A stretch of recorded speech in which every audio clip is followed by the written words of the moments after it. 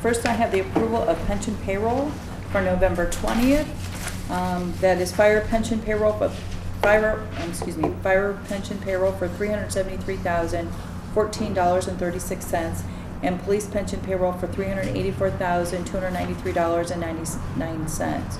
Total pension payroll to be paid on November 20th is $757,308.35. Then I have approval of pension payroll withholdings for the November 20th payroll of Fund 788 of $10,409.93. Then I have a ratification of claims from November 15th. It's for the General Fund 101 of $714.59 and Fund 216 Marquette Park of $510. Total claims to be ratified of $1,224.59. Then I have approval of claims for this Friday, November 22nd. They are as follows. The General Fund for $113,728.91. Total special revenue of $87,686.40. Those are made up of Fund 222 Emergency Shelter, $293.97. Fund 223 Comp Court of $40. Fund 227 Law Enforcement Training of $186.91. Fund 229 Unsafe Building of $5,812.36. Fund 231 Local Road and Streets, $2,102.22. Fund 235 Solid Waste Recycling of $4,480.56. Fund 250 Park Department of $3,135.34. Fund 261 Community Development of $29,211.13. Fund 823 Consolidated Area, $351. Fund 826 Lakefront TIF at $29,154.91. Fund 861 Choice Neighborhood of $12,918. That was the last of the special revenue. Then I have Fund 216 Marquette Park, $3,534.52. Fund 224 Ambulance Non-Reverting of $24,735.55. Fund 730 Police Pension is $12,000. Fund 816 Light Grant is $1,500. And the last I have is Fund 855 Light Elimination is $66,045. Total claims to be paid this Friday of $309,230.38. I make a motion to approve the pension payroll ratification claims and the approval of claims as presented. A second. It's been moved and second. Are there any questions? No. All in favor? Aye. Aye. Correspondence from Finance Department. Yes, I have a contract with Witter and Company. The Law Department has reviewed the enclosed contract with Witter and Company to provide accounting services to the City of Gary. The term of the contract is January 1st to December 31st, 2019. The contractor shall be paid an amount not to exceed $175,000. The Freeze Committee QC 1240 and the contract is signed. The term of the agreement agrees along with the compensation amount, so I will make a motion then to ratify and approve the Whitaker contract. A second. It's been moved and second. Are there any questions? No. All in favor? Aye. Aye. Here's the memo.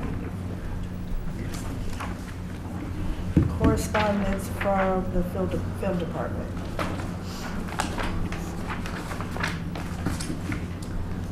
This is a film permit for Pedro Torres Leon. The Law Department has reviewed the enclosed film permit materials for Pedro Torres Leon and fellow students from Columbia College, Chicago, to film at Memorial Auditorium, 99 East 7th Avenue.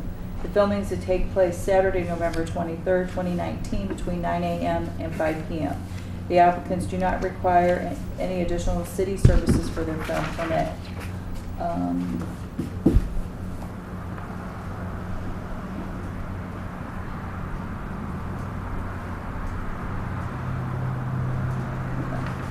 Reading the materials here. Ben Clement has approved the request, the $100 fee, and along with the $100 fee has been paid, along with there's been proof of insurance. So I will make a motion to approve the request for the film permit. A second. It's been moved and second. Are there any questions? No. All in favor? Aye. Aye. Do you want this for the receipt? Correspondence from Community Development. excuse me, that's receipt, that's just, we need Check, this, okay. we need that, yeah, here's that. I'm sorry, community development, you Yes. said? Okay. I have a contract here for CDBG Housing Repair Amendment Services Contract. The Law Office of England Lewis Shannon has reviewed the attached Housing Repair Amended Services Contract for Gladys Peterson and Majestic Builders. The contractor's work should be completed within 5 days of the procedure work order at 1020 Lane Street. Pursuant to the contract, the May 30th, 29 contract is amended to include the replacement for a rear door and security door. The contract should be paid an additional amount not to exceed $1,795. It's paid from our grant, so there's no freeze committee, but QC 12 and 40 are here. I believe it's also signed. And it is also signed, so I will make a motion then to amend the contract as presented. I second. It's been moved and second. Are there any questions? No. All in favor? Aye. Aye.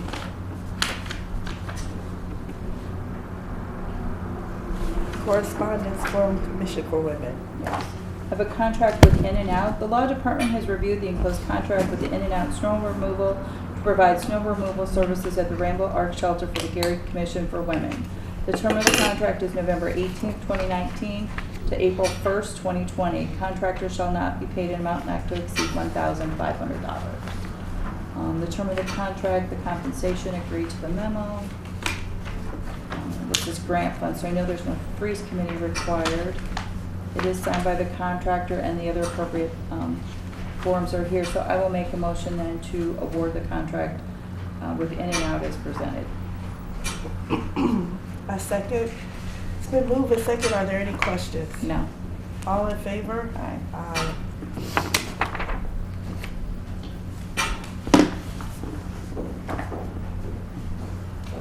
Correspondence for Public Works. I have a letter here requesting a permit to install communication conduit and cable for MCI Metro Verizon at Colfax Street from 11th to 15th Avenues. MCI Metro has requested a permit to install conduit and cable at the subject location. This work is part of a larger project to increase MCI networks throughout the area. Traffic control plans have been submitted and are found to be acceptable. No closures are anticipated. The contractor for the installation will be Carlisle Inc. The work is to take place after permit approval and be completed by November 29, 19. If the board approves, we recommend granting MCI and Carlisle Inc. a permit contingent upon the fee shall be $1,000 per the city schedule of fees ordinance. The attached right-of-way permit requirement shall be followed. Petitioner shall notify affected property, business owners, schools, police, fire, GPTC, and Board of Public Works 24 hours prior to starting work. Petitioner shall notify Public Works of project completion and to schedule a final inspection. I will make a motion to approve the request for the permit.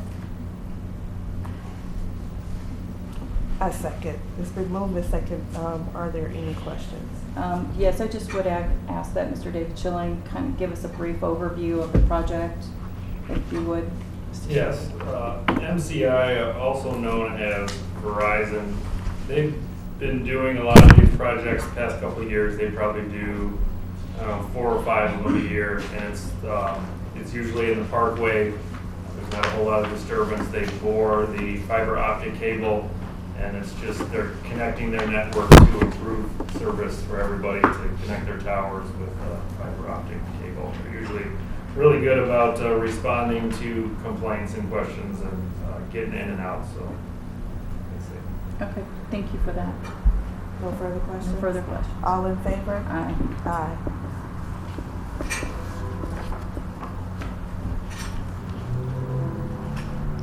Next, I have a preliminary engineering for new pipeline installation for NIPSCO at 300 North Matthew and 154 Virginia. NIPSCO has requested permission to enter the subject properties owned by the City of Gary. Per the attached letter, they will be doing soil investigation to determine if the parcels can be used for permanent pipeline installation. This request is for testing and investigation only. If NIPSCO determines that the sites can be used, a formal request to purchase easements will be submitted to the city. No work will be performed in the right-of-way, therefore no traffic control will be necessary.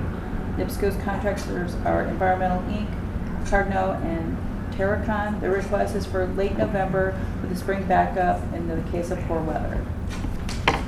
If the board approves, we recommend granting NIPSCO right to enter the subject parcels contingent upon all contractors performing work, soil borings, and other land disturbance shall be licensed within the city. All results shall be shared with the City of Public Works Department, Environmental Affairs Department, Gary Sanitary District, Gary Stormwater Management District, Law Department, and Gary Redevelopment Commission. NIPSCO shall provide a detailed schedule to Public Works prior to entering the site.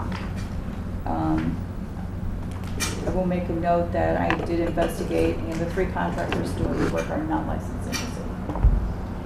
So I will make a motion to award the work contingent upon the 3 contractors, Environmental Inc., Cardinal, and Terracon, obtain their business licenses as required. I second. Are there any questions? Yes, the representative from NIPSCO is here to kind of explain the project a little bit further, if you would. My name is Phil Patrick. I'm with NIPSCO Surveying and Land. NIPSCO is investigating a 7.5 mile project for a new 30-inch pipeline that will serve the industrial, commercial, and residential customers of Northwest Indiana. The planned installation on this is from 2021 to 2023 at this time, and these investigations are just help us solidify the alignment that we're currently proposing. So those investigations are to be completed, as stated in the letter, this year, with potential minimal investigation spring of next year. So the subcontractors are required to have licenses in the city of Gary. We're going to approve it contingent upon those licenses being secured. They need to be turned into the Public Works office so that we can confirm that they are in place. Yeah, I'll convey that to our project manager who's working with the subcontractors. Steve Barker is with our environmental team, and he's utilizing these Environmental Inc. Cardinal. It was in previous experience, my understanding with you, that due to the minimal disturbance that Environmental Inc. and Cardinal's activities, so they do hand digging, so they weren't required to be permitted in the past. This is licensed. This is licensing. Okay. It's separate from They're permitted. still required to have a Yes. license, even though. License, not permitted. I'm License, yeah. Mhm. I misstated just in that moment, Yeah. so. Because we were told by the city that wasn't required, so I just want to make sure we're following the right procedures for that. So if they need a business license, then Yes, they do. Okay. Okay. All right, we'll let them know. Thank you. Thank you. Okay. That's all. Any unfinished business? No, Any new business? I have none. Public comment? Madam President, I do have a couple of comments. Yes, sir. One, I'd like to address a comment made by the NIPSCO representatives who represented that they were told by city employees that they didn't need a license for working in the city. I immediately would have asked which city employee gave them that erroneous information, because they should certainly be held accountable for disseminating that type of false information. I also want to address the contract with Whitaker and Company, $175,000. We've got another 40 days of this year. With a little bit of math, that's $5,000 a day. If you amortize that over the entire year, it's still $500 a day for a contract that we haven't seen any identifiable product from Whitaker and Company, except the false efforts to get that sale leaseback deal done, which doesn't look like it's going to happen anyways. And he was supposed to get paid out of the proceeds from that. So you guys went real fast over that. You didn't identify what he's going to be doing between now and the end of the year to warrant $175,000. I mean, that's really the only thing you've done today that of any particular note, and went with without even a breath of explanation. But people would be very curious, because we know the city's has all these financial problems, and no one connects the dots that maybe it's because we use the same accounting company. Instead of being responsible, maybe spreading this around so one accountant can check the next accountant's work and maybe make sure that it's getting done right. Instead, we throw all of the work at this Whitaker and Company. We don't get good results. As a matter of fact, we see the city in almost a financial crisis. So whatever he's going to be doing to earn $5,000 a day between now and the end of the year, it would befuddle me. But apparently, the Board of Works wasn't the slightest bit interested in it, and that in itself is grounds for some speculation. So shame on the board for passing that contract this late in the year, and shame on the board for not holding NIPSCO responsible and accountable for that false information that city employee told them that they didn't need a license to work in the city. Even to dig by hand, you still need a license, and everyone knows that. Everyone in the city knows that. And for city employees to not know that, I would insist on the board asking them, well, who gave you that false information? Because that's false news. Thank you. As the controller mentioned when providing the summary for the Whitaker contract, it was a contract from January of 2019 to December of 2019. So it's not just for the remainder of the year. It is for the work for the entire year. I will take a motion to, excuse me, to adjourn. I would like to, You have public comment? I'm sorry, go ahead. you know, I live in the 42nd block of Kentucky, Tennessee Street. Okay. But you know, they closed down railroad tracks. And I'm assuming that I talked to Ms.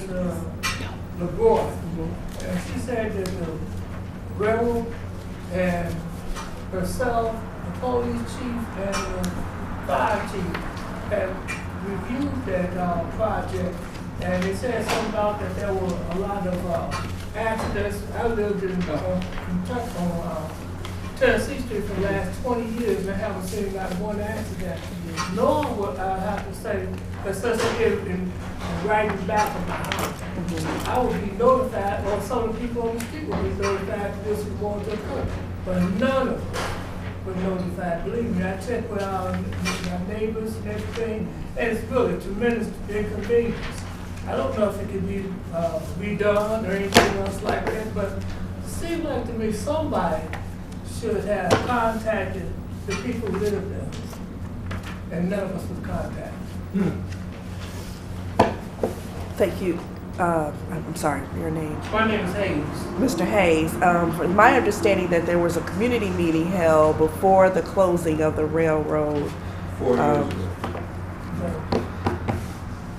There was a community meeting held before the closing of the railroad crossing.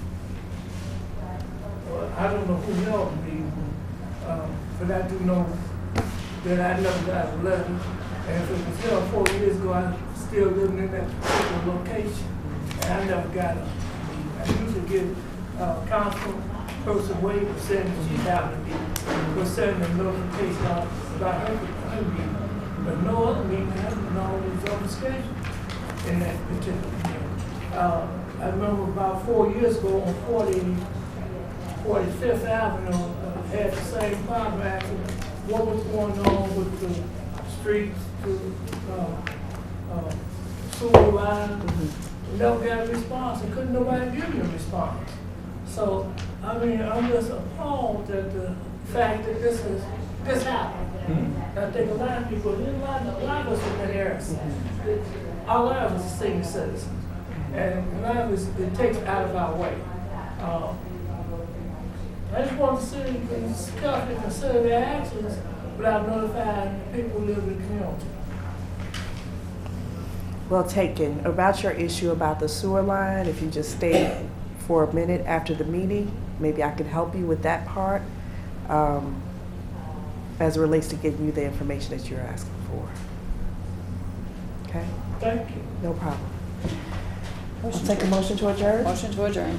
A second. Thank you, everybody. Thank you. Thank you.